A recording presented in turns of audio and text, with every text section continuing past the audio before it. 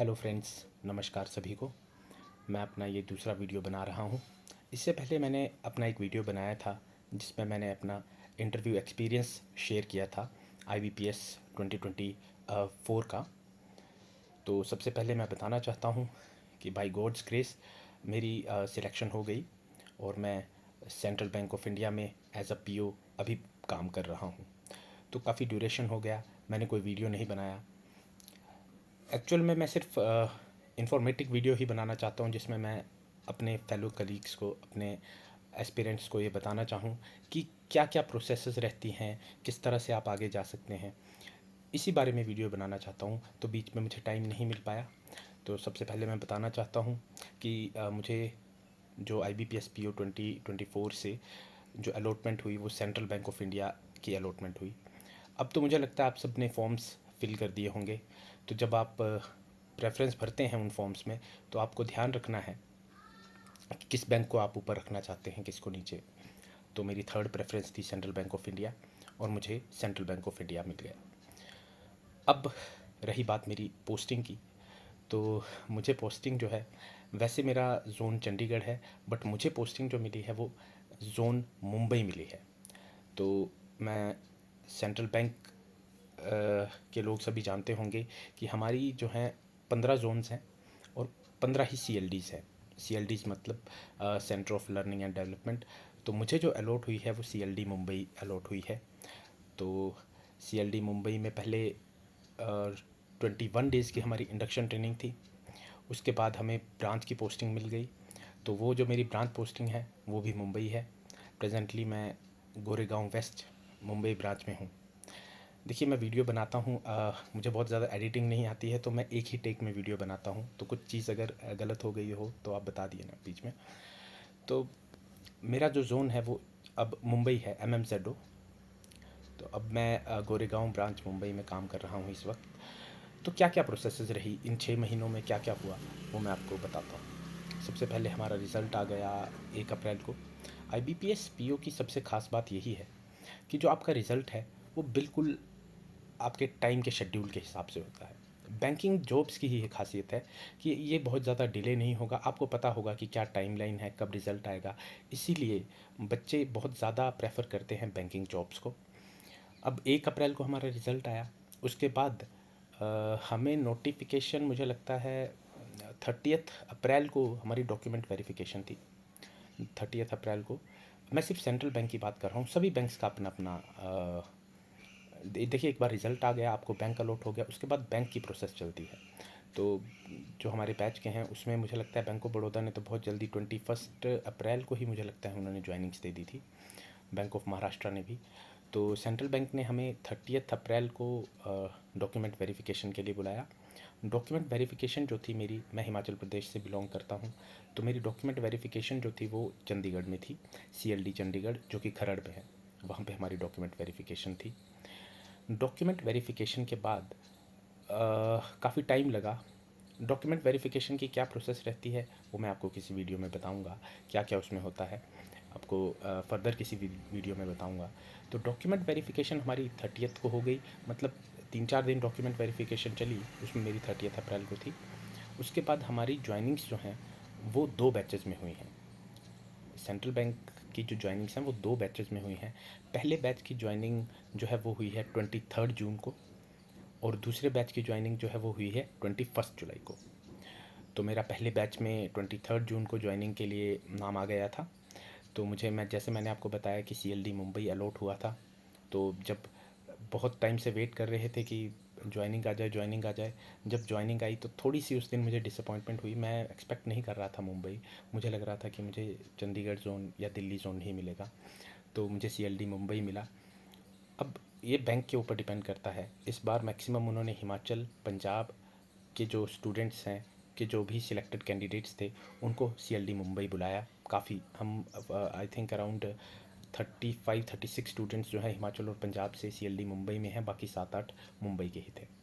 अब हमारी ट्रेनिंग जो है 21 जून को मुंबई में शुरू हुई है। देखिए, ट्रेनिंग टाइम जो होता है, मैं सभी को बताना चाहूँगा जो भी एस्पिरेंट्स हैं, कि ट्रेनिंग टाइम जो होता है वो आपका सबसे बेस्ट टाइम होता है। इंडक्शन ट्रेनिंग में आपको बिल्कुल जनरल बैंकिंग के बारे में बताया जाएगा, रहने का, खाने का, आपका सब जो है आपका बैंक प्रोवाइड करेगा। तो बहुत ही अच्छा टाइम होता है, आप बिल्कुल उन 20-21 दिन को एंजॉय करें। ट्रेनिंग ख़त्म होने के, देखिए ट्रेनिंग हमारी बहुत अच्छी ट्रेनिंग हुई है हमारी, और हमारे जो मेंटोर्स थे वो बहुत अच्छे थे। मेंटोर्स जैसे कि मिस्टर रविकांत जो हमारे फैकल्टी हेड थे, बहुत ही नॉलेजेबल पर्सन थे। Mister Prashant Joshi and missus Jyoti, बहुत ही मतलब एक तरह से इतने पेशेंट, जो कि आप उनको कुछ भी डाउट पूछें वो उसका आंसर देते हैं, ना नाराज़ होते हैं। हम लोग तो कुछ भी पूछते रहते थे, तो वो उनको इतना पेशेंस लेवल उनका ज़्यादा था कि वो हर चीज़ का हमारी डाउट क्लियर करते हैं। तो हमारी ट्रेनिंग्स ख़त्म हुई, और ट्रेनिंग्स के बाद ही हमें आफ्टर 21 डेज़ हमें ब्रांचेस अलॉट हो गई हैं। ब्रांचेस हमारी 2-2 मंथ्स के लिए अलॉट हुई हैं अभी। अभी जैसे मेरी पहली ब्रांच गोरेगांव है, उसके बाद मेरी एक रूरल ब्रांच है, तो हमें ब्रांचेस अलॉट हो गई। हम अपनी अपनी ब्रांचेस में गए। जब ब्रांचेस में गए तो वहाँ पे हमने देखा कि कैसे काम हो रहा है। अब बैंकिंग जॉब्स में मैं यही बताना चाहूँगा कि अभी मैं मुंबई में हूँ। मुंबई में जो है, अगर आप काम करोगे तो मुझे लगता है आपको बहुत ज़्यादा सीखने को मिलेगा, क्योंकि मुंबई एक इकोनॉमिक हब है, हमारे देश की इकोनॉमिक कैपिटल है। बहुत ज़्यादा बिजनेस होता है यहाँ पे, बाकी एरियाज़ के कंपेरेटिवली बहुत बड़ी बड़ी ब्रांचेस हैं, और आपको हर तरह के कस्टमर से डील करना पड़ता है। थोड़ा सा हाँ, मैं यहाँ से गया तो मेरी थोड़ी तबीयत नहीं ठीक रही, तो हो सकता है क्लाइमेट की वजह से, क्योंकि एकदम से यहाँ नॉर्थ से आप मुंबई गए, मैं थोड़ा अडेप्ट नहीं कर पा रहा था। तो अब करना तो पड़ेगा ही, अब जॉब करनी है तो करना ही पड़ेगा। अच्छा, दूसरी चीज़ मैं ये बताना चाहूँगा, जो भी एस्पिरेंट्स इस बार IBPS PO का एग्ज़ाम दे रहे हैं, इस बार भी अच्छी सीट्स हैं। आप लोग बहुत अपनी तरफ से बहुत अच्छी मेहनत कीजिए। अब मैं इस डिस्कशन में बिल्कुल नहीं जाना चाहता कि बैंकिंग जॉब्स जो हैं या फिर सेंट्रल गवर्नमेंट की जॉब्स जो हैं उनमें से अच्छी कौन सी है, स्टेट की जॉब अच्छी है या सेंटर की अच्छी है या बैंकिंग की अच्छी है, या प्रेशर कहाँ है ज़्यादा। देखिए, प्रेशर सभी जॉब्स में होता है मुझे लगता है, बैंकिंग जॉब्स में शायद थोड़ा ज़्यादा होगा, बट सबसे ज़्यादा प्रेशर मैंने जो देखा है वो ये है, जब आपके पास जॉब नहीं है उससे ज़्यादा कोई प्रेशर नहीं है आपके पास। मेरे साथ यहाँ CLD मुंबई में जितने भी सिलेक्टेड POs हैं, मैं उन सब से मिला, तो मैंने देखा कि हर कोई अपनी अपनी एक विशेषता लेके आया है। हर स्टूडेंट, हर एस्पिरेंट, हर एक सिलेक्टेड कैंडिडेट अपनी अपनी एक, आप उनसे कुछ भी चीज़ है वो सीख सकते हैं। मेरे साथ जॉब जो कर रहे हैं उनमें से एक दो तो 21-21 साल के लड़के हैं, बिल्कुल 21 ईयर के। तो देखिए, बहुत मेहनत की है उन लोगों ने। ये ऐसा एग्ज़ाम तो है नहीं कि आपका एक पेपर हुआ कहीं तुक्का लग गया। आपको 3-3 स्टेजेस पार करके जाना पड़ता है। प्रीलिम्स है, मेंस है, इंटरव्यू है।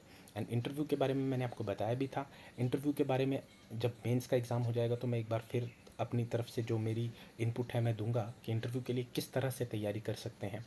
हाँ, मैं ये बताना चाहता हूँ कि मैं इंटरव्यू के बाद का अपना वो नहीं बता पाया कि मुझे इंटरव्यू में बहुत अच्छे मार्क्स मिले। मैंने जिस तरह से इंटरव्यू दिया था, मुझे लग रहा था कि मार्क्स अच्छे मिलेंगे, पर इतने भी मैंने एक्सपेक्ट नहीं किए थे। मैं सिर्फ अपने मेंस के मार्क्स से 1.75 मार्क्स की लीड ले पाया था, बट इन इंटरव्यू मुझे 90 मार्क्स मिले हैं।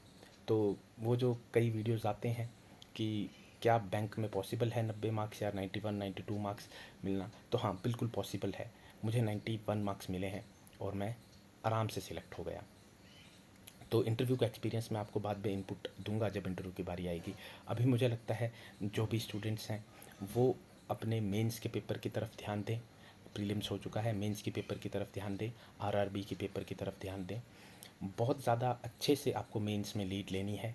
अगर आप मेंस में बहुत लीड लेते हैं तो इंटरव्यू का थोड़ा सा आप इफ़ेक्ट कम कर सकते हैं, बट ऐसा नहीं है। इंटरव्यू बहुत इंपॉर्टेंट रोल प्ले करता है, बैंकिंग में बहुत इंपॉर्टेंट रोल प्ले करता है।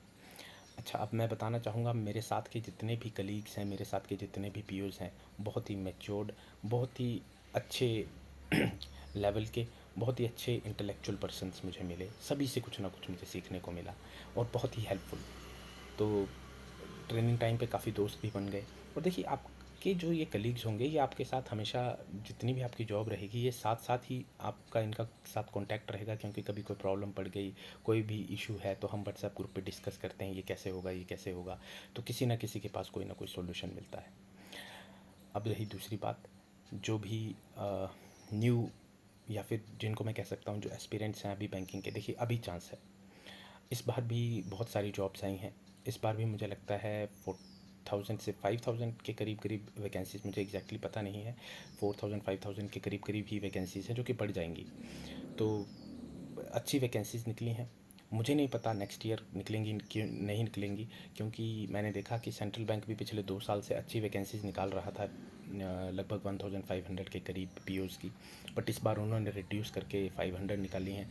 अभी bank of Maharashtra, bank of Baroda बहुत ज़्यादा एग्रेसिव वे पे रिक्रूटमेंट कर रहा है, हज़ार वैकेंसीज।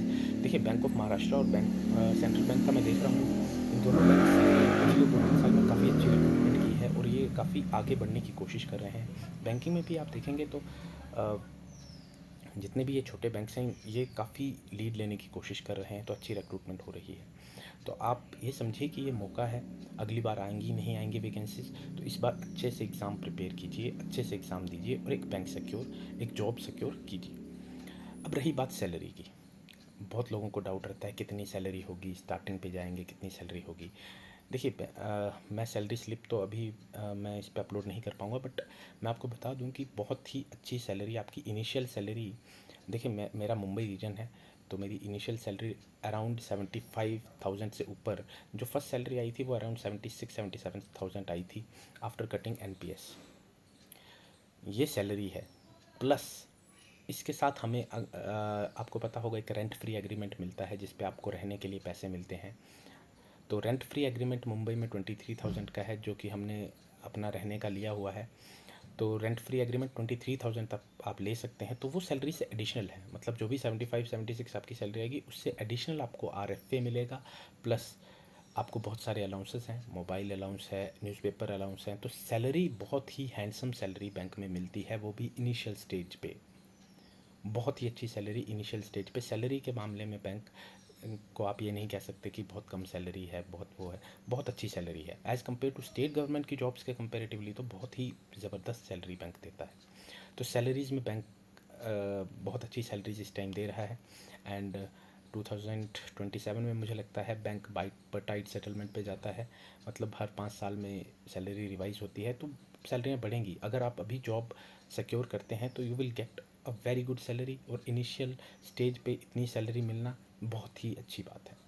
तो सैलरी का मैंने बता दिया कि लमसम कितनी आपको सैलरी मिलती है, बाकी बहुत सारी फैसिलिटीज़ हैं, बाकी बहुत सारे अलाउंसेस हैं, वो आप बैंक में आएंगे तो आपको पता चलेगा कि ये अलाउंस मिलता है, कन्वीनियंस अलाउंस मिलता है, पेट्रोल अलाउंस मिलता है, सब कुछ मिलता है। तो सैलरी पे कोई इशू नहीं है। हाँ, आप काम के उस पर कह सकते हैं कि वर्क प्रेशर ज़्यादा है। देखिए वो भी ब्रांच टू ब्रांच डिपेंड करता है, किसी ब्रांच में वर्क प्रेशर कम है, किसी ब्रांच में बहुत ज़्यादा वर्क प्रेशर है। दूसरी चीज़, अगर पब्लिक डीलिंग है तो वर्क प्रेशर होता ही है। पब्लिक डीलिंग में देखिए एक भी कस्टमर दिन में ऐसे आ गया जो आपको कुछ बोल के चला गया, तो हमारा माइंड पूरा दिन उसी बारे में सोचता रहता है कि मैं तो अपनी तरफ से पूरा कर रहा हूँ, बट ये क्यों मुझे इस तरह से बोल के गए। देखिए पब्लिक डीलिंग में बहुत सारी चीज़ें रहती हैं, इसीलिए लगता है कि वर्क प्रेशर बहुत ज़्यादा है। तो वो अलग एक चीज़ है, वो कभी हम डिस्कस करेंगे उस बारे में। बट आपको on the whole white collar job है, आपको ऑफिस में बैठना है, आपको सैलरी बिल्कुल टाइमली। देखिए बैंक का एक रूल है कि सैलरी आपको फर्स्ट को नहीं आएगी, उससे पहले ही आएगी। आपको 2-3 दिन एडवांस सैलरी आती है, 27-28 हमारे बैंक की जो सैलरी है 27 तारीख को आ जाती है। तो सैलरी के मामले में बैंक्स कभी भी आपको, पैसे के मामले में कभी भी डिले नहीं करते, तो आपको बहुत अच्छा फाइनेंशियल स्टेबिलिटी मिलती है। बाकी आप किसी एग्ज़ाम की तैयारी करना चाहते हैं वो कर सकते हैं, और भी चीज़ें अगर आप कभी डिस्कस करना चाहें तो आप मुझे कमेंट में पूछ सकते हैं कि क्या क्या। मेरा वीडियो बनाने का मतलब ये नहीं है कि मैं कोई पैसों के लिए वीडियो बनाना चाहता हूँ, नहीं, मैं सिर्फ इन्फॉर्मेशन के लिए वीडियो बनाता हूँ। देखिए मैं पहले टीचिंग लाइन से जुड़ा हुआ था, तो मेरी आदत है मैं जो भी मुझे थोड़ा सा नॉलेज मिलता है मैं उसको बताने की कोशिश करता हूँ। अभी मुझे बीच में 5-6 महीने में थोड़ा सा शिफ्टिंग और इसमें बिज़ी था तो मुझे टाइम नहीं मिला। मैं कोशिश करूँगा कॉन्स्टेंटली वीडियो बनाता रहूँ, और आपको जो भी डाउट्स हों आप मुझसे पूछ सकते हैं कि क्या क्या डाउट्स हैं। तो थैंक यू।